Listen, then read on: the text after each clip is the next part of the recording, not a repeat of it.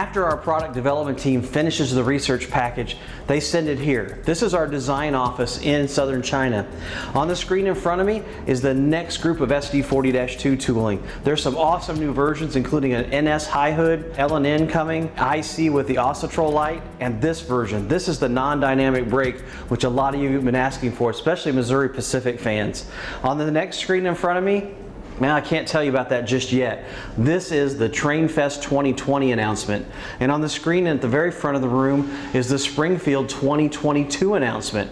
As I look across the way, we're working on projects for late 21 and well into 2022.